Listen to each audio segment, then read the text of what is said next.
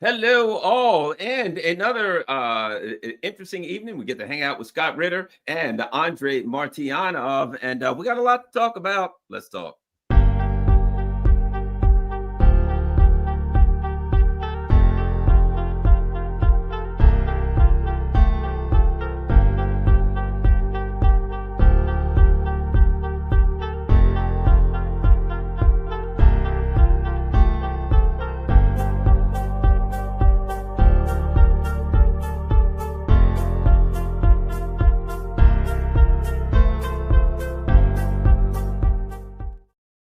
Hello, all. And of course, the important things before we get going, scottritter.com. That's Scott's website, scottritter.com. That is an easy one. You can get all of Scott's good works there. You can see everything that he's doing, his plans and his videos and interviews, all that stuff. And of course, while you're there, if you can afford it, donate to help Scott's work. Also, Andrei Martyanov, he's got Reminiscence of the Future. What is that? Yep. Is that right? Reminiscence. That's his blog spot. And of course, Smoothie X12, the greatest name for a YouTube channel that we could ever imagine. Good old Smoothie X12. It's his YouTube channel. You gotta go. You gotta subscribe to that channel because I mean I never miss an episode. I learned a lot and it's often hilarious. Andrei is the funniest when he's not trying to be funny. So you'll see what I mean if you haven't watched his work before. All right, time to get going, guys. Let's start here. The big question. It is the first of the year. There's a lot to talk about, but I'm going to start with Andrei. Deal or no deal, right? Like the show.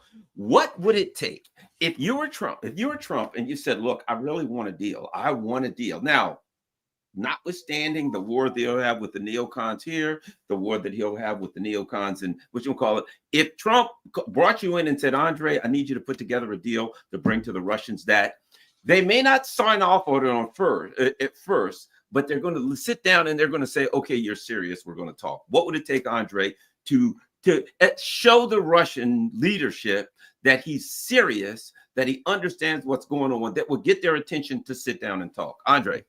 Well, I mean, it's a really no-brainer. I mean, Mr. Putin spoke for me, or rather, he spoke for himself. I'm just merely trying to convey his point of view. Mr. Lavrov stated, Mr. Medvedev, Ukraine as it exists now is not going to exist anymore. It's just a matter of how it will be cut out, which is happening anyway. And then, of course, whatever they mean binding agreements of no NATO or neutral status, and what will be the role of Russia? Obviously, Russia will have the control of the all of the eastern, the left bank of Dnieper. And then, of course, depends on how in the end, the Ukraine as a whole will be, how to put it, it's not, well, kind of on the way to confederation. Ukraine essentially have to become confederation at some point of time, totally neutral, based on the Istanbul agreements, with this time even smaller military. And of course, regime has to go. We understand that. And then the program of denazification should start already in earnest in the political and social institutions there in Ukraine. So that's the minimum.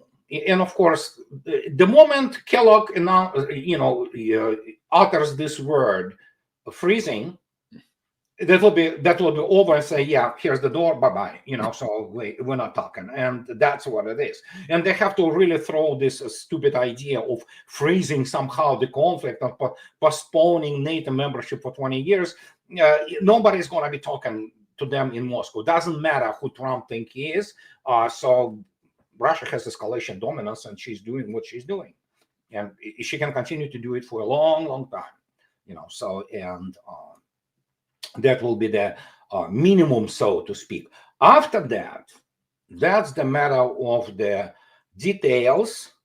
And those could be, yes, they say the devil is in the details. And how much confederalization, if you wish, which I think so is going to be on the table of Ukraine, obviously with the target. And the bargain will be this way. Russians save face for Trump administration. they played along with Trump administration, making it the Biden's war. And after that, but essentially Trump has to agree to the fact that the confederation status will imply in the future, for example, the peaceful voting or plebiscite, if you wish, or the referendum in such places like Odessa Oblast and other Oblast of Ukraine, which are not touched yet by Russian army, of basically going first initially independent, and then of course doing what everybody expects them to do, to join the Russian Federation as the new, territories of Russia. That I should think will be the key point here. And the Russians will say, yeah, sure, we'll play along.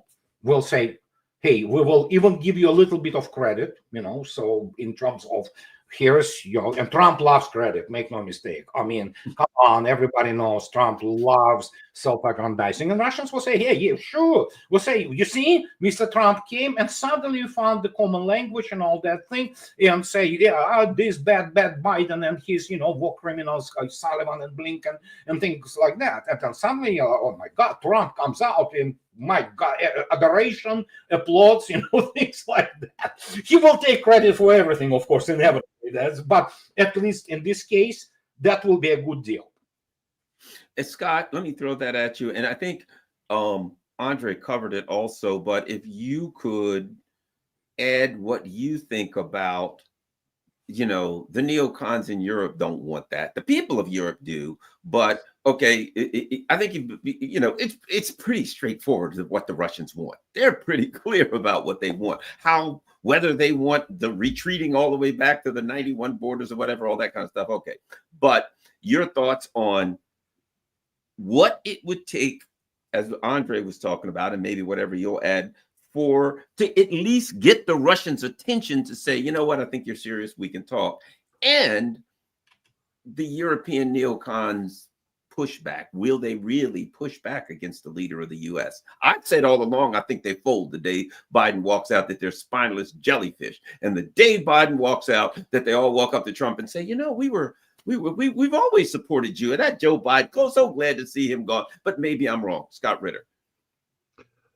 Okay, so I have to put on my American advisor hat here. Okay.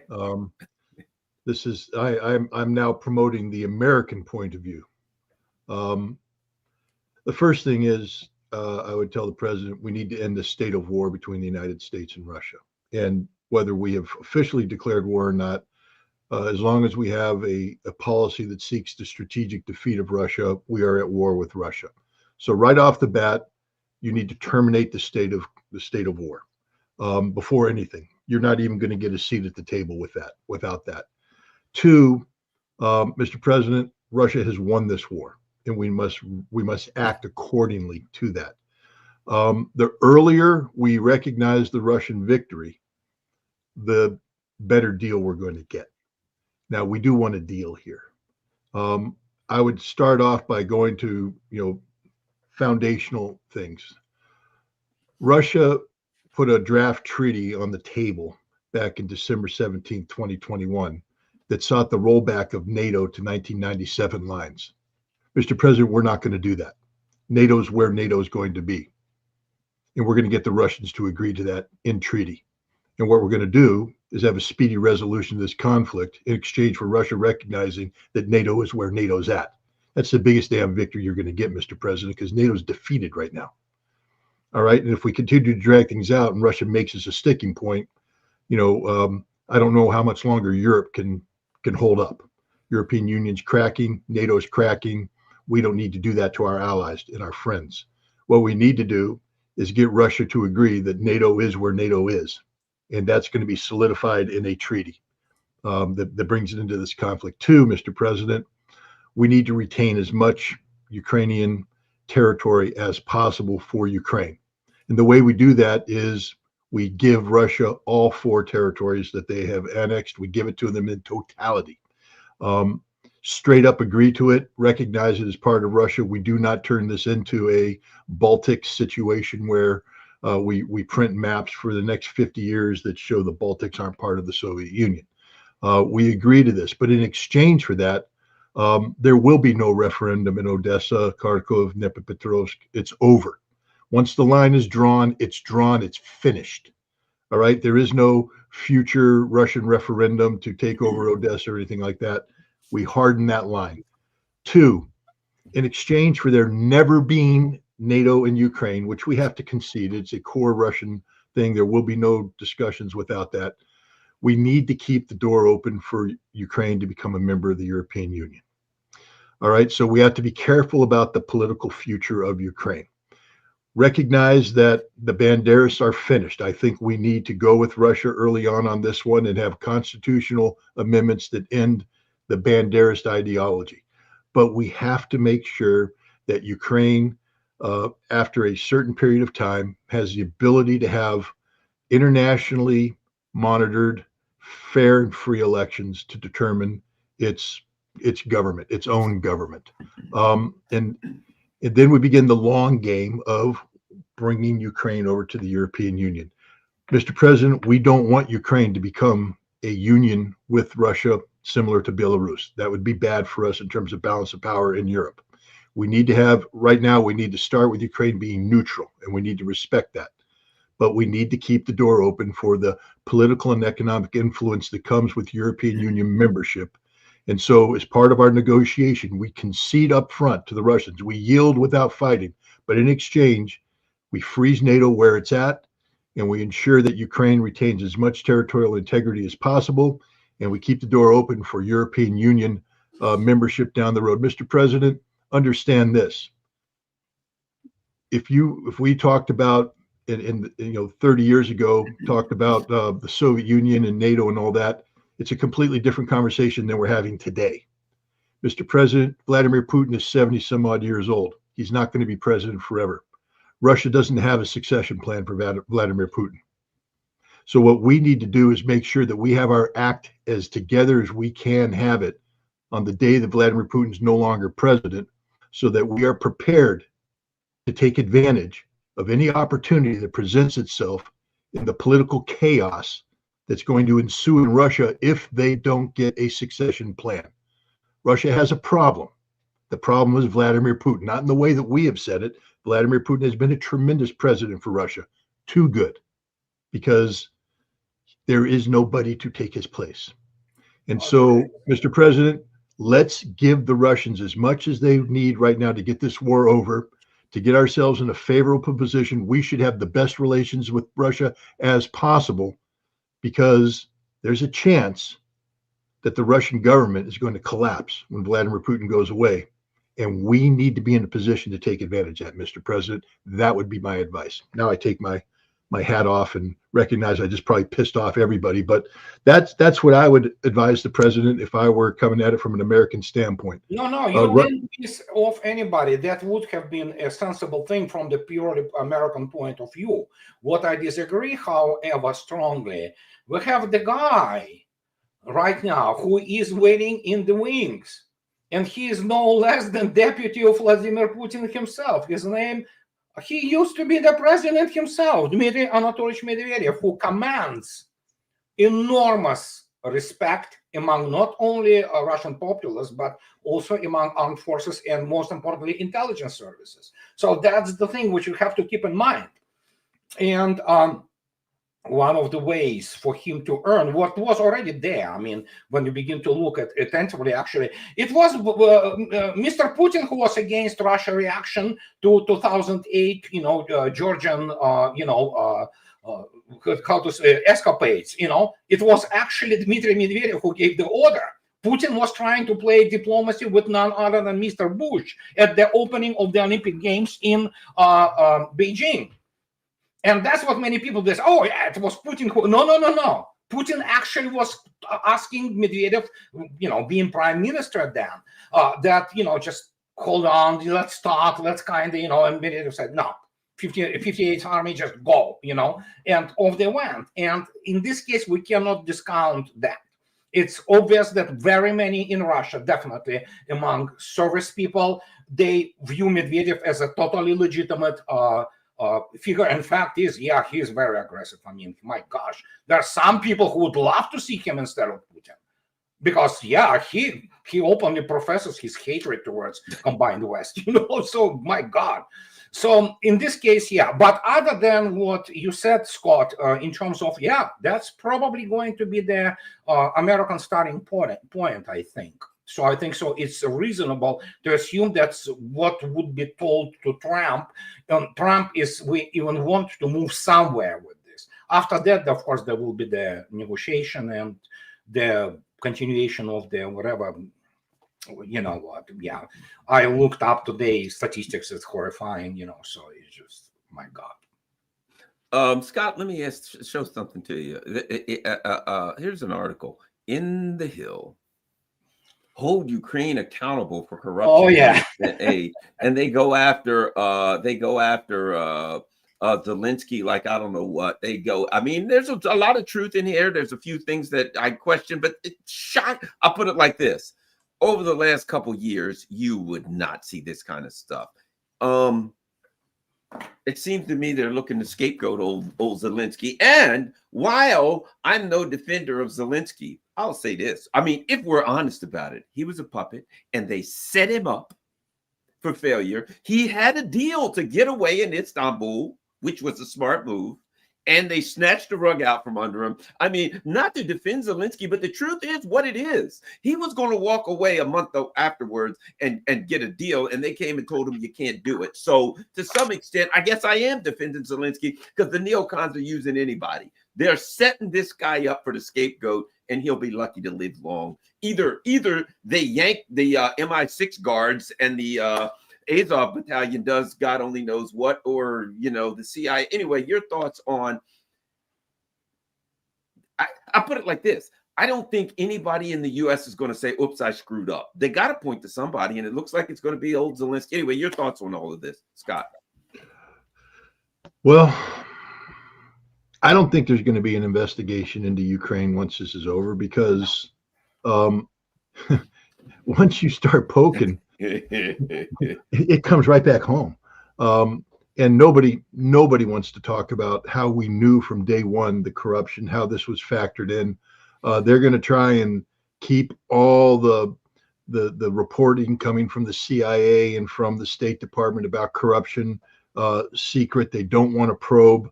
Just like in Afghanistan, have we really dug into what we did in Afghanistan for 20 years in terms of buying people off and the bad? I mean, we heard about the duffel bag full of money falling out of the president's helicopter, but that's sort of all we heard about. We sort of chuckled about it. Oh, isn't that quaint? $100 million flying through the air. Ha ha ha. Why? Why are we at this late stage, 20 years in? Why are we delivering duffel bags of cash to warlords in Afghanistan? Because the entire thing is corrupt. We don't want to dig into the whole drug thing, what was going on with the drugs and the opium production and the money that was being passed off and all this kind of stuff. We don't want to talk about that. Nobody wants to talk about Ukraine. And so I think what we're going to do is it's the same thing with South Vietnam. When the South Vietnamese government fell, did anybody say, well, we need to investigate them now? We need to investigate the South Vietnamese government to find out what the hell went wrong there. No, because we knew what went wrong. We knew how corrupt it was because we were the corruptors. The CIA was the corrupting party. The CIA isn't going to allow any investigation into that. The Phoenix program. Read that. If anybody wants to know what the hell happened in Vietnam. Okay. So my point is I don't think there's going to be any. We are going to.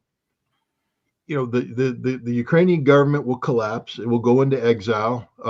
They will fall in on their hundreds of millions of dollars that they've stolen away, and no one will talk about it. Over the course of the next 10, 20 years, some intrepid journalists will start pulling at threads, and documents will be exposed through Freedom of Information Act.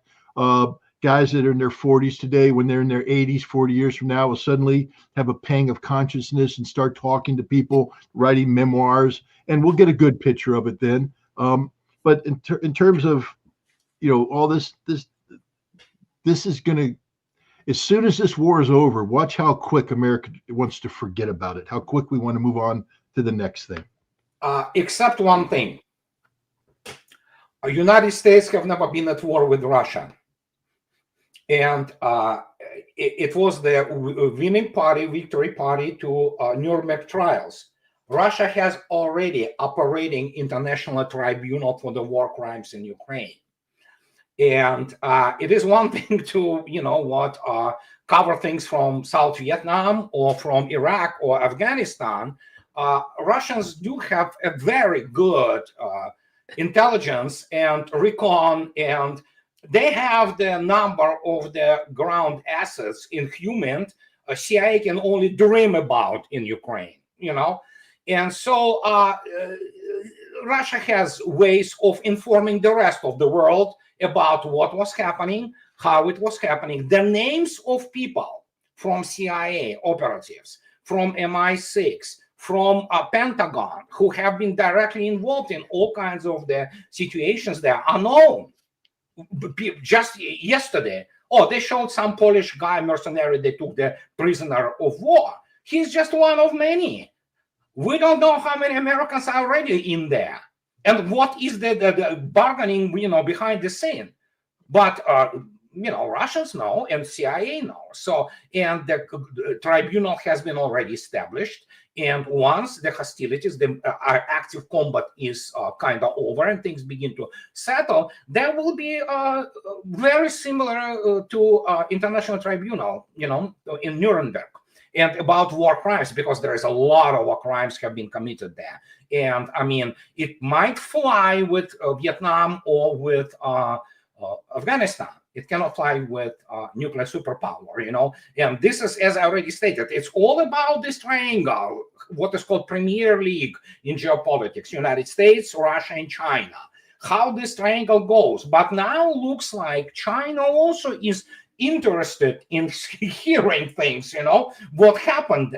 Well, India obviously will be interested. So the rest of the what is called global south will be very interested in listening to what have been committed there in Ukraine. And as I already stated, even by the utterly conservative, almost, thrift, almost, the all kinds of the Scrooge things by Russian Defense Ministry, where something like I believe 30,000 away from 1 million official casualties by Russian Defense Ministry, which is, of course, you can easily multiply it by 2, and that's where you get. So we look now at what happens, which is actual death of the nation. For example, when there was a 1999 NATO gang rape of Yugoslavia, there was a book which came out with the title "The Death of a Nation."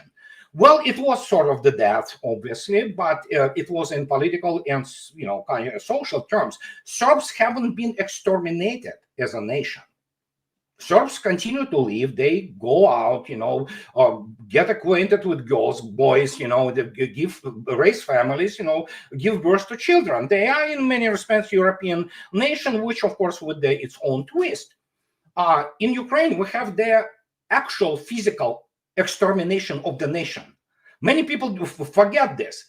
We do not know actual number of the direct and indirect casualties of Ukraine, of this, what was happening. Actually, many people still do not understand. It all started in 2014.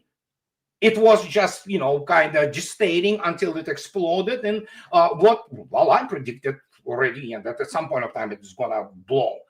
And we're looking now at tens of millions. This is just think about it. Ukraine started this whole thing being the country of roughly 40 plus million population. By different estimates today, it has less than 18 million.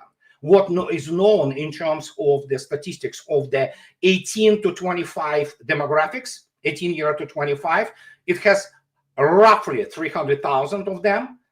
And out of them, roughly 160,000 of them are being pushed to be mobilized by Blinken and Sullivan.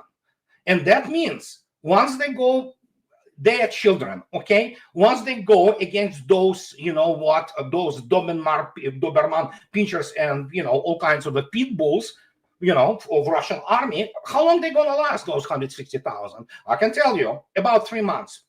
And after that, Ukraine ceases to exist as the ethnic state, because actually they will have no sperm to breed themselves. Period. Simple as that. Because basically the generation of these men who are after between 25 and, well, even 60, but primarily 25, 45, it's gone. It's either killed, maimed, or ran away and spread itself around the world. Here in Washington, you will see a bunch of cars suddenly driving with all those, Ukrainian flags. We want to eat the, hot dogs, famous hot dogs, into the Leavenworth. There is a village there, which is the Norwegian and German village in the state of Washington, Leavenworth. That's very famous. It's all, this alpine village. You buy there all kinds of, Wiener schnitzels and things like that. We go in last summer. It's just Ukrainian speech or Russian speech by Ukrainian everywhere, literally. You go into any restaurant or you look at this like, what the hell, man? So this is how they have been spread around the world, including the United States. And it's just only the part of the problem, what many people have to remember. Scott, let me just add one quick caveat, though. Andrei, I'm not disagreeing with anything you said, except to point out the following. The Russians haven't publicized the Americans they've captured, or they're holding on to it and they're keeping it quiet. And I believe because that's Moscow rules. That's the rules that I lived under. And in the 1980s, we didn't spill the secrets about the other side. We spied on them. We uncovered things, but we kept things quiet because it was the day of music. So I'm wondering if Trump is serious about turning the page and not becoming best buddy with Russia, but stop being in a state of war and the potential of the lifting of sanctions, etc. If I would just tell, if I were advising against Trump, I would say you need to get your best Russia hand in the CIA, somebody that the Russians know, and he needs to get in there quick, and we need to nip this thing in the bud. We need to get the Americans out of there quietly. There can be no trials. The Americans will be returned quietly. And if the Russians want to write about it down the road, let's put a 5-year moratorium on it right now. But let's depoliticize this thing and because both sides I believe are interested in a clean end to this conflict. They don't want a dirty end to this conflict. I agree. There's going to be a tribunal. There's going to be Azov's going to be held accountable and all this kind of stuff. But for the United States, there's no reason for Russia, especially if it wants sanctions lifted, to if they're lifted. I don't think so, though. Trump will do it, but yeah, I agree with you in general. Yeah, I totally agree with you, Vector. But will it happen? We'll see. Obviously, I'm going to throw something at you guys, and that are my thoughts. I don't think the issue is the U.S. or Russia, either one. Ukraine is a very, very corrupt country, and when the Russians come in, and it's clear that the Russians are in power and they have they're on the Russian border, there are going to be a whole lot of Ukrainians who are going to call the Russians and say, hey, you know what? I might have done some things that I shouldn't have done. And you might have I'll tell you what I do. I got some info for you. If you could maybe pay me or let me walk, maybe you could, the Russians pick somebody up. Hey, we got you for this, can we deal? Really? Well, I can tell you this. I can give you documents on this. Blah. So I think there are going to be a lot of Ukrainians who are holding on to dirt, to recordings, to documents, to everything they can. And when they get a chance to bargain for themselves, they'll say to the Russians, I'll sell you. Or if you got me with something, you let me walk, I give you this. So I think the issue that the Americans are going to have, the Ukrainians, are going to hate the U.S. and NATO. They're going to be angrier at us than they are, and they're going to say, "That's the point you did to us." Go ahead.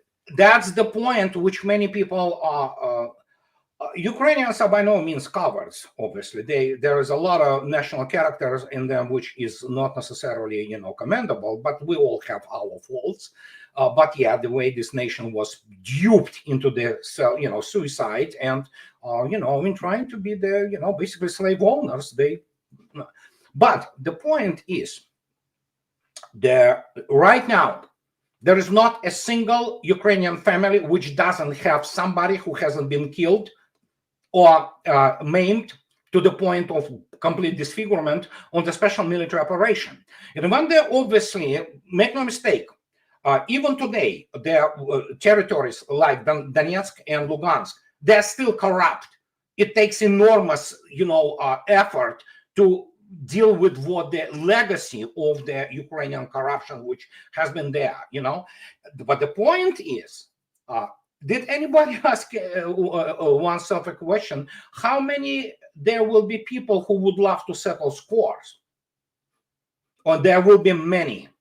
And those people will not be those people will be people who know how to handle real arms. They will know how to handle explosives. They will have basic, skills in the operative work, on the surveillance, on the recon, on all kinds of things. They will have their very good relations with for example, European organized crime, which already benefits from their, So, and when you look at this, those people think that they can kill basically 1.5 million people and maim another 1.5 million, and this all kind of the topsy-turvy. And I don't know. There could be those what is called black swans, those factors which are beyond the control even Russians. Albeit, Gallant, I have to admit, yes, you are absolutely correct. There will be many people who will be buying their safety.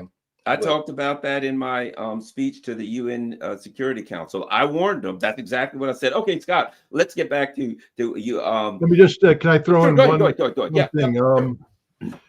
United States likes to claim that we're the nation of the rule of law and that we do things by the book and all that. I will tell you right now, any Ukrainian that attempts to blackmail the United States of America will not be alive very long. No, it's not about United States of America. It's personal. You don't have to. You will find people who they will blackmail, and I'm telling you, it's not that they go to some. No, I'm talking about they will know names, they will know addresses, and but Andrei, there were Vietnamese that knew all this about the CIA, the State Department. No, it's very different. It's very different. For starters, people stop breathing for the same reasons, Andrei, and the Ukrainians will stop breathing if they try and blackmail the wrong Americans. That's a guarantee. We have an entire group of people who are very good at making things stop breathing. And they may be reality. I suspect there'll be a lot of people trying to get out of trouble with the Russians in Ukraine, or trying to say, there's a new sheriff in town. They'll be trying to sell information to the Russians. And I think the Russians have a bigger problem than we do, and I'll tell you why. I'll give you an example. Novosibirsk.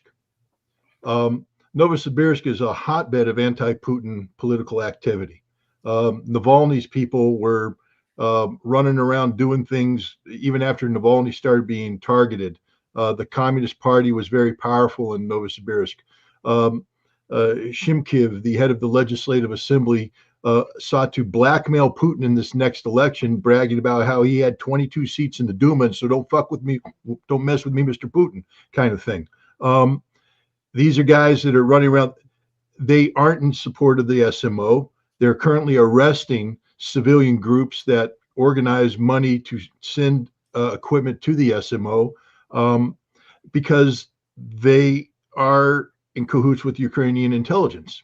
I think Ukrainian intelligence has connectivity throughout all of Russia.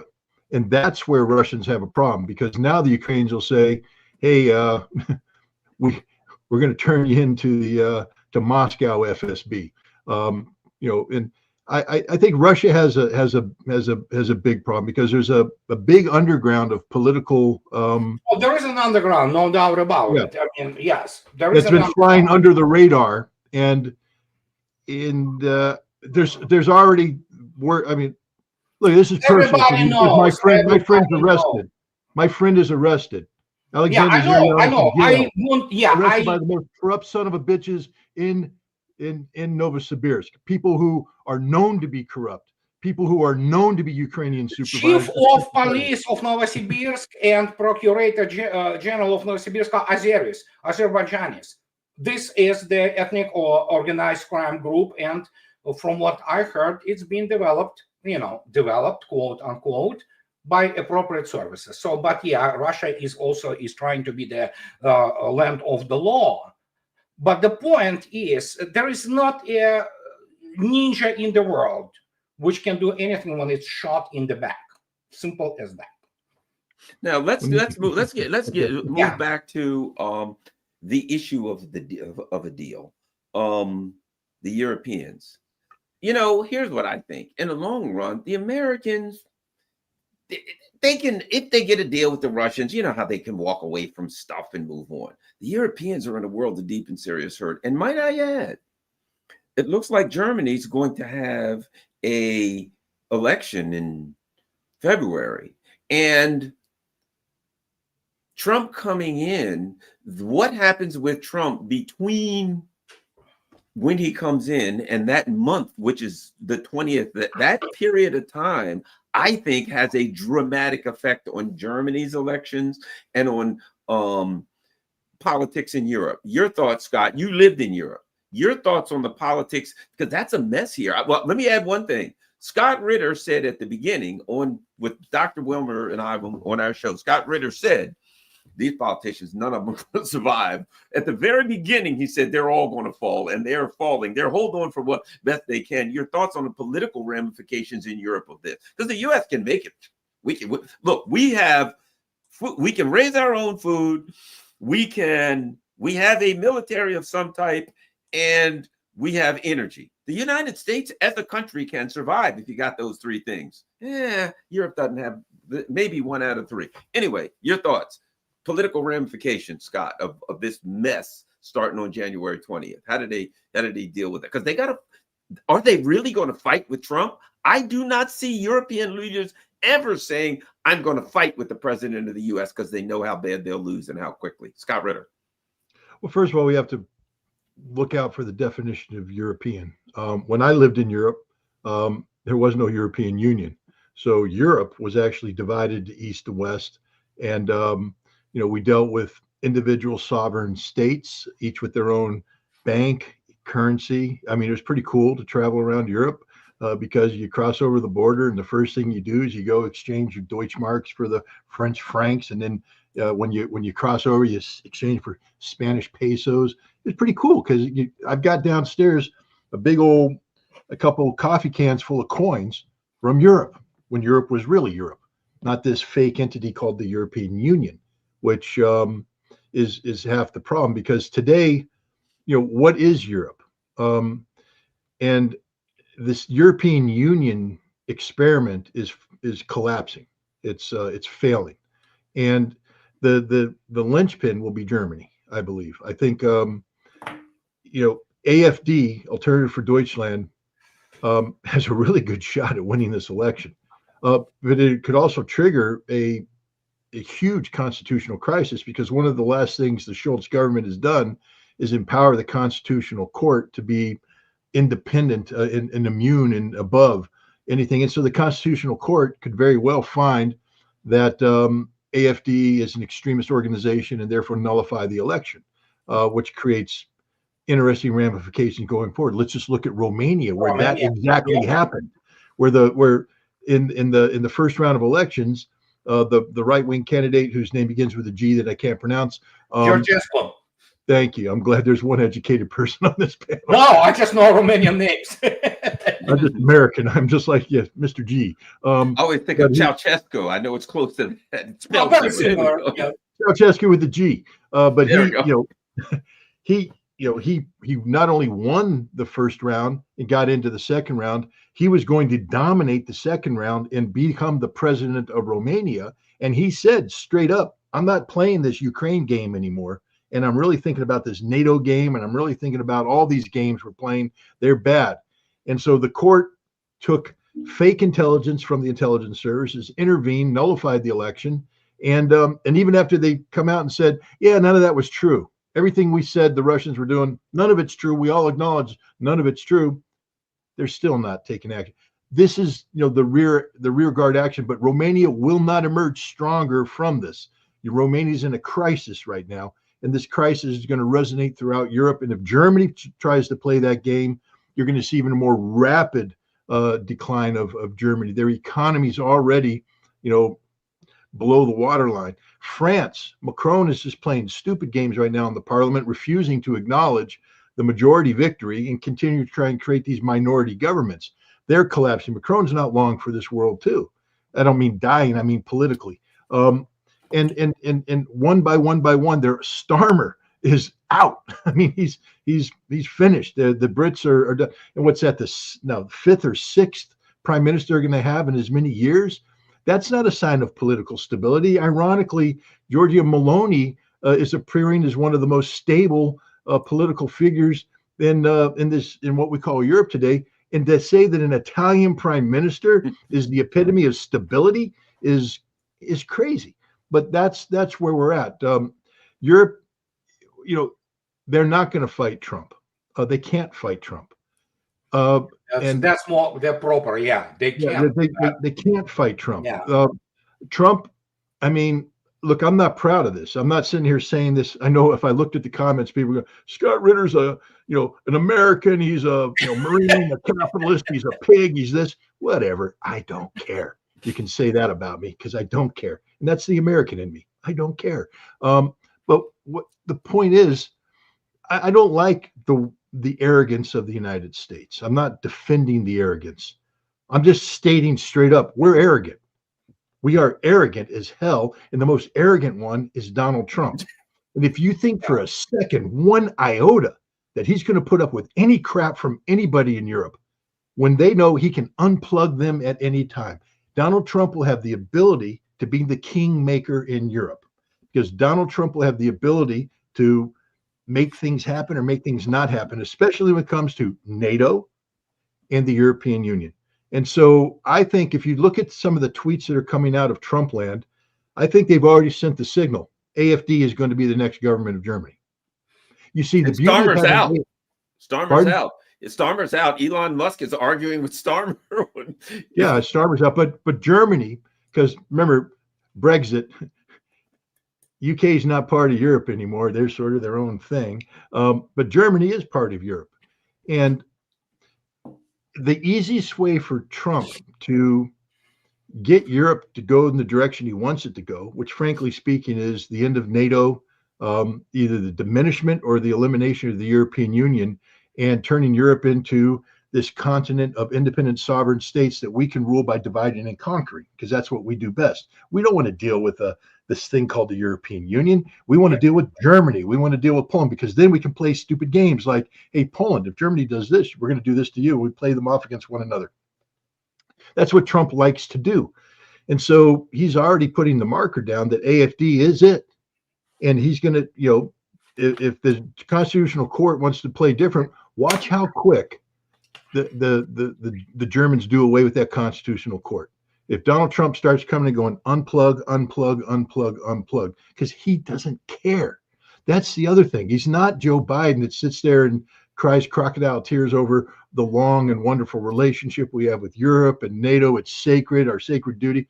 Not to Trump. Trump's looking at say, this is a bad business deal. And what do business leaders do when you have a bad business deal? You try to unpackage it and get rid of it.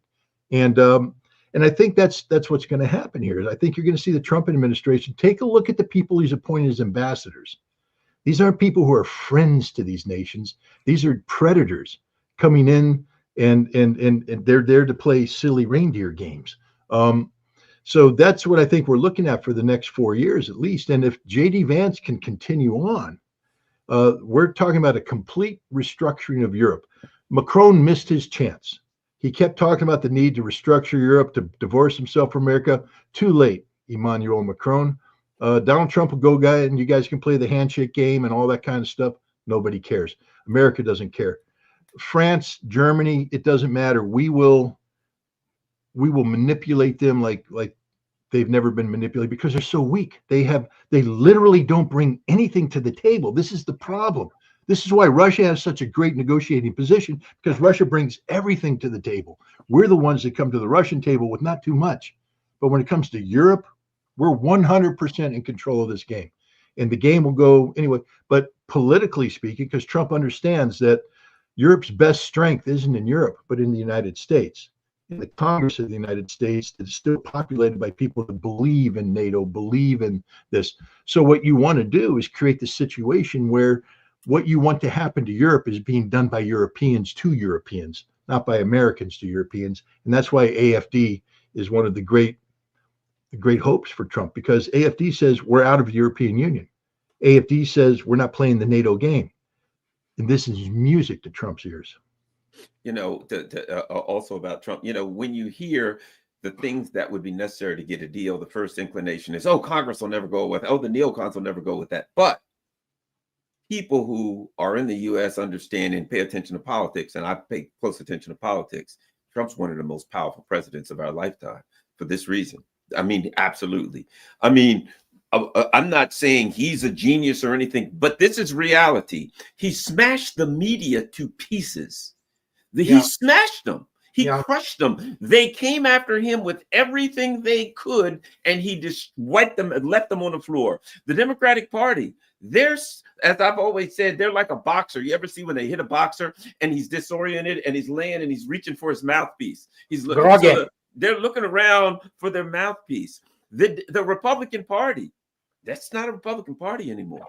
Trump wiped all of the whatever they call them, the regular Republicans that don't like Trump. They are, if Trump goes to any of their districts and says, I don't like this guy, I want him to lose in the midterms, he's gone. If Trump says, this is my guy, run him against Scott Ritter in District 12, Scott Ritter's done.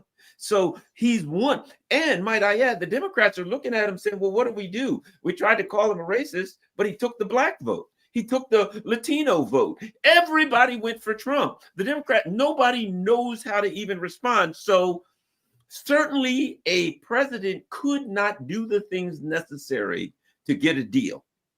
But Trump can, because he walked through the system like a hot knife through butter. Yeah. Andrei. Plus, United States, again, Europe is not a subject, it's an object. And in 21st century, industrially and energy-wise, I mean, listen, I am a little bit, you may not, you don't know this, but I do have my Telegram channel. And you know what, once in a while, I have this, discussion from Russian parts, like, oh my God, we have the Germans left us, the automotive industry, and said, good Lord, count your blessings. And when I tell them, and luckily for me, there are many auto mechanics and even people who own dealership, they say, American engines is like way better than German engines. This is what many people do not understand. American cars may suffer in some, other things, but when you look at what Germans did in terms of anything they do, it is absolutely over-engineered, over-expensive, overpriced, overrated, and suddenly they, and you look at this, and then suddenly Russia gets this culture of pickup trucks. So who would have thought? You have the Chinese automotive companies coming out. Russia's taking the American way in this respect, and then suddenly all those, wow, and they try to get those Rams and F-150s too, by all kinds of other ways. And just like, no, that's a big change. Before that, you buy some kind of Audi, it's status symbol and things like now people, it doesn't work like this anymore.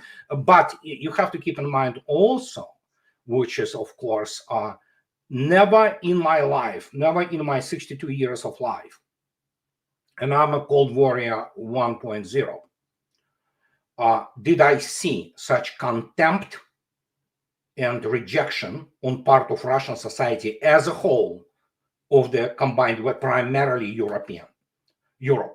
With the United States, it's more nuanced. It's like, yeah, we need to kick their ass, but you know what? We need to talk. There is this understanding, But in terms of Europe, I mean, my God, it's unbelievable. They talk about Europeans as the basically, second-rate people, and the Europe as the political and economic entity is becoming second-rate. That's if you look attentively what was done to German economy. This is never in my life could I see the nation commit suicide, industrial economic suicide, as Germans did. My criteria is very simple. I repeat it for 10 years.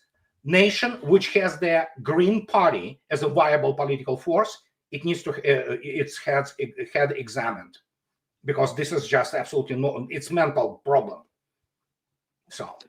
I agree with you, Scott. Now, Andrei. Now, let me ask you this, Scott. Militarily speaking, now we're still hearing just a little bit of, oh, we're going to send troops, or we're thinking about troops. Europe can't even be an ally to anyone. I mean, it seems to me there's nothing left militarily, nothing left physically. They sent everything into the trash compactor, and Russia smashed it to bits for them. And they don't have even if Trump says, look, hey, 5% of your GDP. Well, from the looks of things, 5% of their GDP ain't going to be much, because their GDP, when you're deindustrialized, your GDP is next to nothing. After this ends, or whatever happens, militarily speaking, economically speaking, and particularly militarily speaking, where does Europe stand? I don't see how militarily, they don't even have the money to rebuild a military. And let's face it, most of them didn't have much in the first place. Scott. Let's start with Germany again, because I think Germany is the linchpin that holds this whole farce together. Was it in 2022, the fall, that Scholz said, we're going to commit $100 billion to rebuild the German military in recognition of our need to confront the Russians. And so that's 100 billion euros. That's a lot of money in a short period of time. And they got the money allocated, and they did it.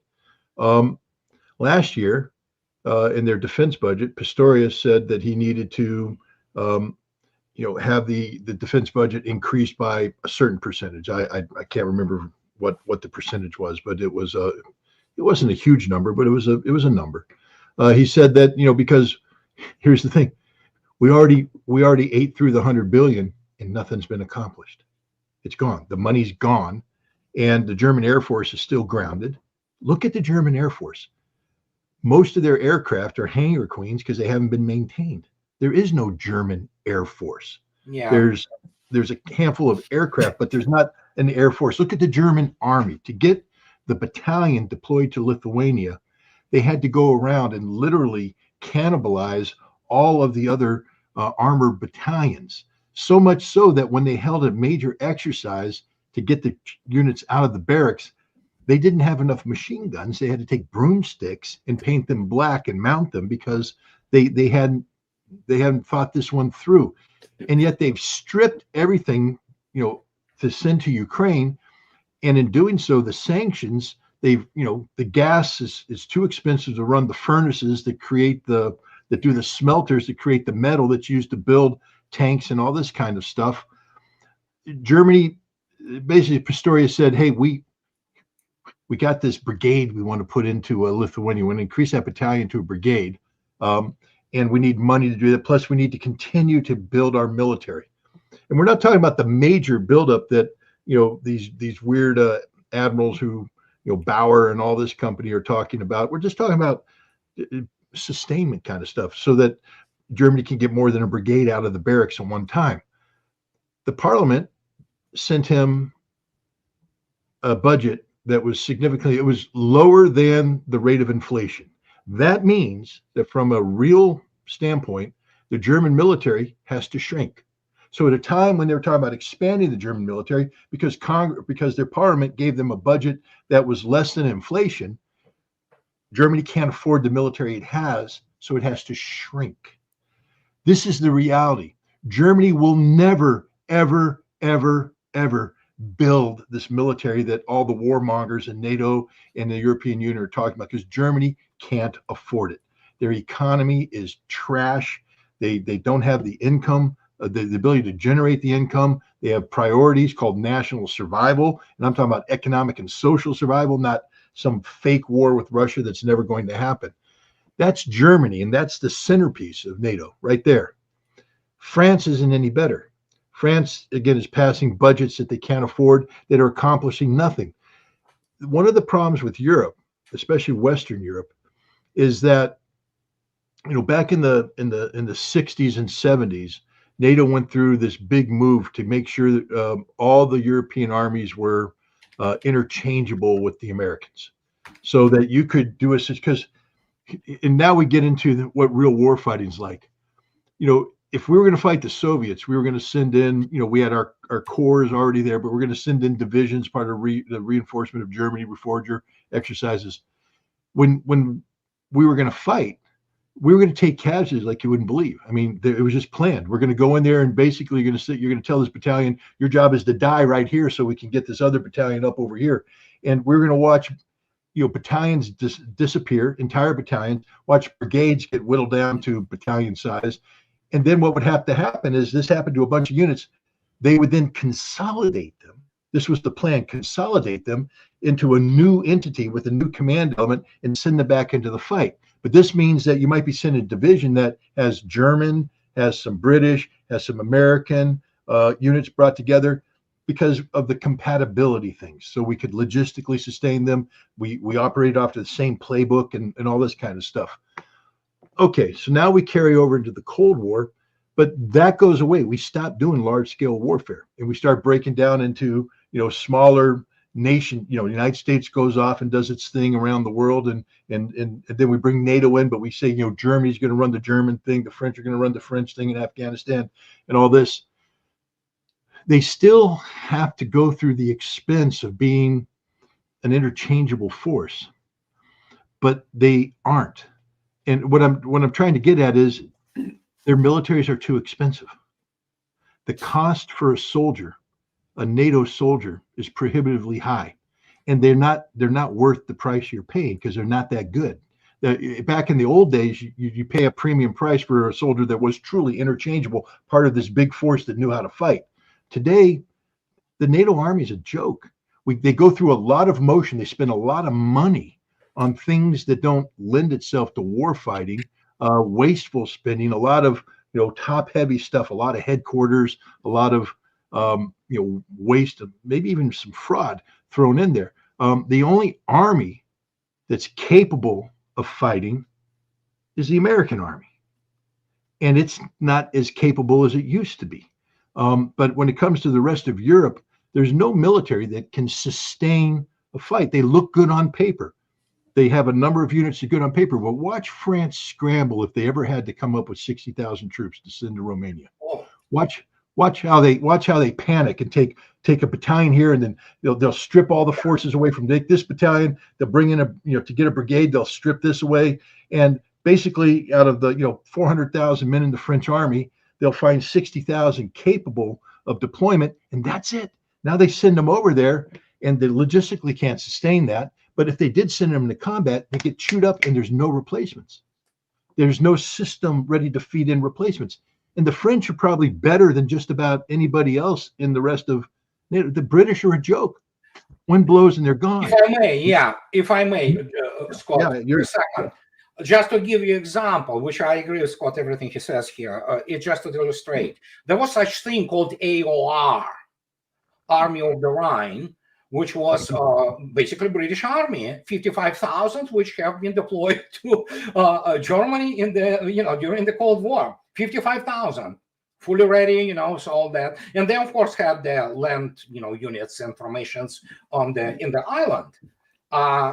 Just they will be able to get fully combat capable motor rifle or armored brigade. This is give and take 6,000 people, maybe by 2028, which I still think they're gonna fail, but hey, what do I know? But that's just to give you it's complete mess.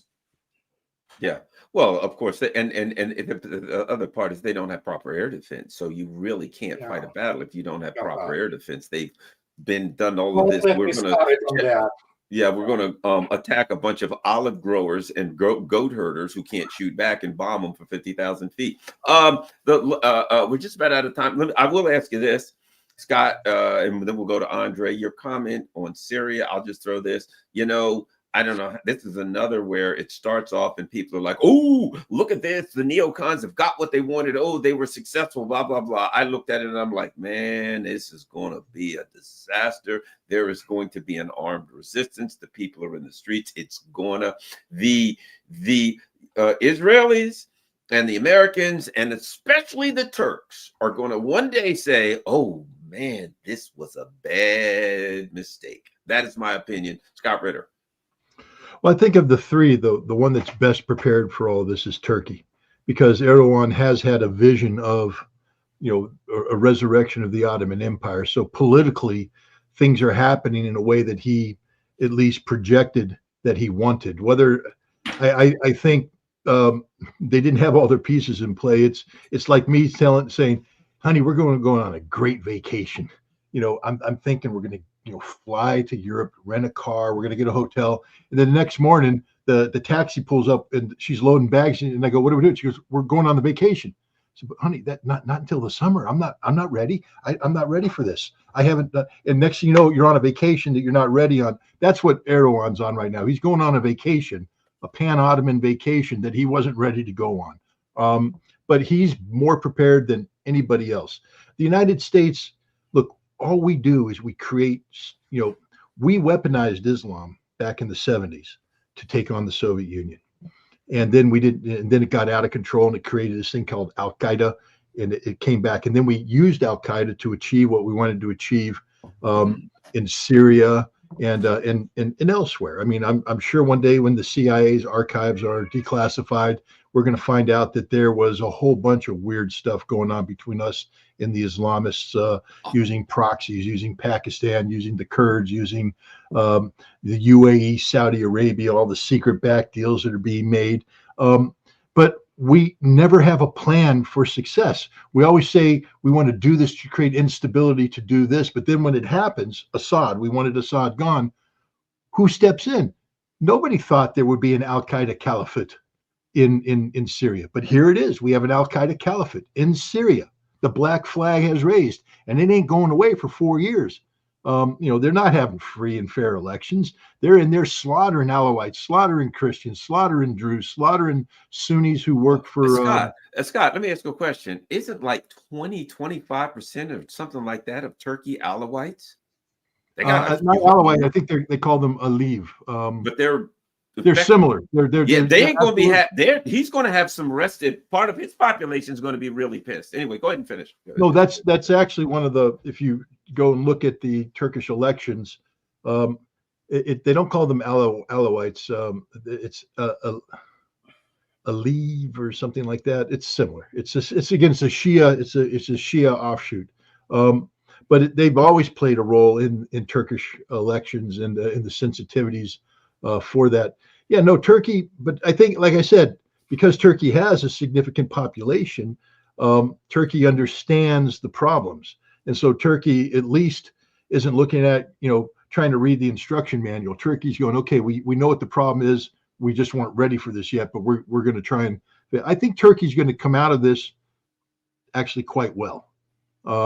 Because and I'm not saying that with glee in my voice. I'm just saying it because it's the way it is.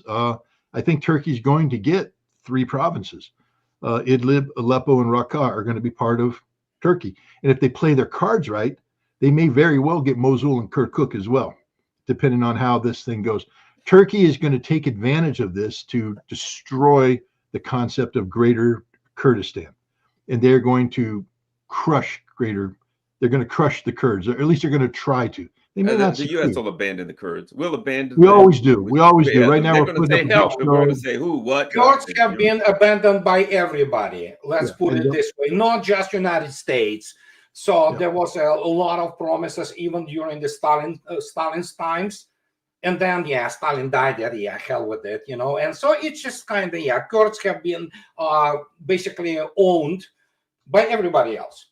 Okay, so there you go. That's just the way it is, So they are, I don't know, they're just, unlucky people, I guess. And I'm not saying this, jokingly. I understand their plight and all that, but they also corrupted to utterly, and so Yeah, They're their own worst enemies. Just like, I mean, I hate to say that, but look, let me put it this way, just as a way of illustrating this whole thing. In 1992, I had to lead an inspection into Iraqi Kurdistan to go to this dam where we had intelligence that the Iraqis, there was a dam under construction, I think the Bekmi Dam. And there, you know how when you have a dam, you have the big tunnels where the water comes through and the turbines. So the tunnels have been carved in. And the reports were that the Iraqis had stuffed in a bunch of weapons of mass destruction stuff there, and we needed to get to it. So to get there, we had to land in PUK territory. The Iraqis couldn't come with us because this was Kurdish-controlled territory. So we flew in on our own. There were some United Nations guards that cleared out a landing zone, and I landed. I was the chief inspector, and I had the PUK, which is one of the Kurdish factions. And they said, okay, we're going to take you. But as we went in, on the hills around us, there were other Kurds. And I said, those are your guys? They said, no, those are the other guys. They don't like us too much. And I think it was Barzani and Talabani, and so I think we got picked up by Barzani's people, and then we had to be turned over to the next checkpoint to tell. And these guys were looking at each other like they're getting ready to kill each other. I'm like, what the hell have I got myself into? And then we move on, and then we get turned over to the PJAK, I think it was. They were the Iranian Kurds who operate up in these mountains too. And so we had to pass through to them. And then we finally got turned over to the PKK, which is the Turkish Kurds there. But the point is, none of them got along. They all had little fiefdoms and all this stuff. And we got there, we did the inspection. There was nothing there. It was what we call Kurdant, Kurdish intelligence. I think it was designed to get me to come there so that they all were sitting there saying, we want to work with the United Nations. We want the United States, and here we're helping you. Can you send a good message back to the United States on how great we are and all that stuff? It's a big setup. But we were in more danger. The United Nations guards, when we came back, they said, guys, that was the craziest thing in the world, because any one of those checkpoints you went through, you could have died, you should have died, because normally they don't let people go through. That's the kind of animosity that exists. And these are Kurds, but they each have their own fiefdoms, their own sources of corruption. Their income comes from a variety of things, and they're like mafia gangs. It's like, God, I'm going to get in trouble here, but it's The Godfather. All the Italian families, crime families, it's like saying, well, they're all Italians. They get along, right? Because they're all Italians. No, they're competing mafia families. And the Kurds are competing mafia families. And that's how it is. And the Turks are experts at exploiting that. The Iranians are experts at exploiting that. The Iraqis are experts at exploiting that. The Syrian government used to be experts at exploiting that.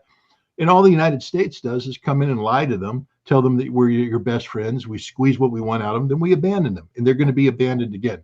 And I think that's to the benefit of the Israeli. I'll just leave it here with the United States. Look, that there's a too big to fail kind of thing, meaning that we're going to fail, but it's not going to matter. Just like Afghanistan, we failed hugely. It's a huge thing. It doesn't matter today. It's a blip. It doesn't matter. We're going to fail in Syria. It doesn't matter. We're going to fail in Iraq. It doesn't matter. It doesn't change anything. Ukraine is different. We fail in Ukraine, that resonates. It gets, that hurts. But all this Middle East failure doesn't matter. It doesn't really impact us, because what replaces it is chaos and anarchy. That we sit back, then the CIA comes back in and starts doing what the CIA thrives in chaos and anarchy, because that's where people start deviating from the rule of law, and the CIA picks up on human frailty, starts recruiting people, playing them off against one another. And next thing you know, we're back there playing puppet master once again, putting the money out there, running the drugs, doing what we do, which is criminality on a global scale. Israel, this is the real wild card in here. Israel dodged a bullet with the collapse of Assad, and Israel has done a good job of exploiting this. But there's a couple things that are going to come up and bite Israel in the butt. First of all is Lebanon. The ceasefire, was a 60-day ceasefire. Israel is violating it like you wouldn't believe. And Israel has occupied southern Lebanon. And Israel said, we're not getting out. If you want to delegitimize Hezbollah, the worst thing in the world you could do is occupy Lebanese territory. Because that's what Hezbollah does for a living, is kick Israelis out of Lebanese territory. And Hezbollah said, we're going to do it again. And there's no way Lebanon goes against them. If Hezbollah said, we're going to take the fight to Israel, I think the Lebanese people and the government say, no. Israel is occupying southern Lebanon right now. And Hezbollah will have a green light to do whatever it takes to get the Israelis out. And Israel is going to get bogged down into a very costly thing if they don't withdraw. That's one brewing thing. The other one is Netanyahu's health. And, we talked about Putin and what happens after Putin goes away. Israel doesn't have a succession plan for post-Netanyahu. When he goes, Israel is going to be in a lot of trouble. And I think the role that's going to be played by the United States is putting a protective cocoon around Israel while it deals with these issues. Our job now is to protect and preserve Israel while it sorts out the problems of its internal dysfunction. And then if Israel can get through that, and I think they will, I think eventually you'll get some sort of moderate center, which isn't good for the Palestinians because there's nobody in Israel, there's no left anymore. There's nobody in Israel who's actively working for a Palestinian state. So even though we get rid of the far right fanatics, all they're doing is getting rid of the people that are trying to destroy Israel's internal political cohesion. Almost every Israeli agrees that Gaza needs to be leveled and depopulated and all that. I mean, that's consensus. So I think the United States is going to put a protective cover while Israel recovers domestically. And then we're going to try and breathe life into the Abrams Accords. And because the Sunni Arab world is despicable and dishonest and dysfunctional as anything in the world, and we own it, we control it, we will get them to all go in with the normalization of relations with Israel, etc. The wild card, of course, is Iran. But I think Iran right now is looking for a negotiated way out. If the conversations held between the Iranian foreign minister and the Turkish foreign minister are accurate, according to what the Turkish foreign minister is saying, Iran is desperately looking for a negotiated settlement with the United States to avoid conflict with Israel and the United States. The last thing Iran wants today is a war. So all those people out there saying, well, I can't wait for True Promise 3. I don't think True Promise 3 is ever going to happen. I think Iran right now is off the war path and is looking for the peace path. And the United States will be the one that'll do that through negotiation. But so that's what I think. Two quick questions that we'll end it at this, but two questions, important questions for Andrei. Number one, does Russia stay in Syria? Number two, what about the rumors I'm hearing that Russia and Iran are going to sign some kind of a military agreement? Oh, it's not a rumor. 17th of January. And it's going to be a full-blown military alliance. So that is why it's, Mr. Lavrov is already on record on that. I mean, there will be a huge portion of this comprehensive agreement, which involves the foreign relations and military cooperation in preserving the security of Iran and Russia, and of course, all kinds of other fluffy things which come after that, including the fight with the terrorism. And that opens the door to what Israel probably is observing with the dread, especially after the even Iranian air defense, pretty much indigenous, most of it, performed quite well. And now they suddenly will have this, all those funny things rolling from Russia officially. And as again, rumors have it that Su-35s are already there. And as per basis, well, I mean, this Giuliani, not Giuliani.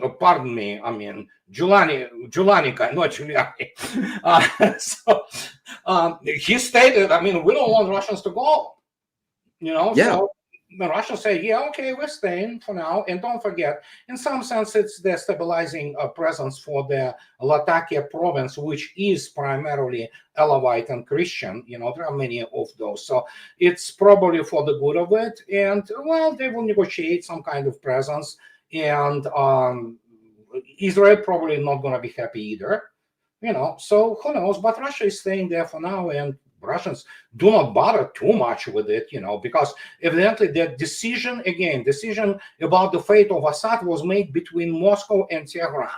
That's what is, I think so, is now pretty clear, because Russians and Iranians stated, we're not gonna fight for you anymore, period.